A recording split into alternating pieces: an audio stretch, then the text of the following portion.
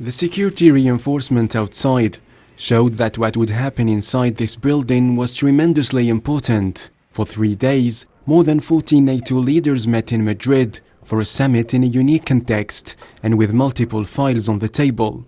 The summit paved the way for Finland and Sweden to join NATO after Turkey made a U-turn and finally agreed to lift its veto, and in a weeks-long dispute that tested the unity of the alliance during the conflict in Ukraine. The Russian President Vladimir Putin sees this as imperial ambitions for NATO. He accused the military alliance of seeking to assert its supremacy through the Ukraine conflict.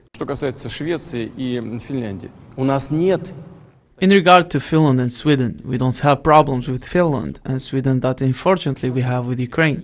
We have no territorial disputes with them. There is nothing that might concern us in terms of Finland and Sweden becoming NATO members. If they want to, please go ahead. But they should clearly understand that they didn't face any threats before this.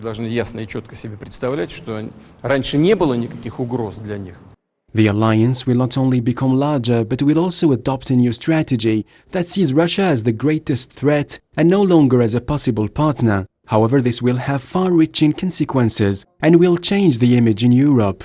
From Madrid, US President Joe Biden announced that the United States would strengthen its military positioning in Europe so that NATO could respond to threats from all directions. The meeting was also a chance for US President to blame Russia again for the soaring prices of energy and food around the world. The reason why gas prices are up is because of Russia.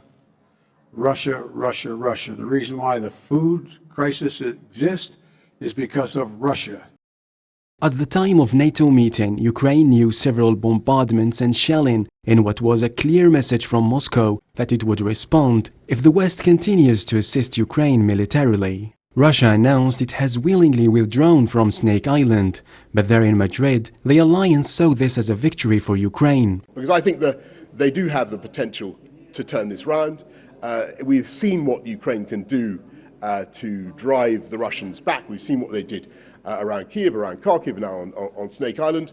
I think the right thing for us is to keep going on the course that NATO has set out, no matter how difficult it may be. NATO's new roadmap not only directed its harshest language towards Russia, but also considered China as a security challenge for the first time. However, Beijing says NATO's first new strategy concept in a decade disregards facts and wrongly defines the country's intentions.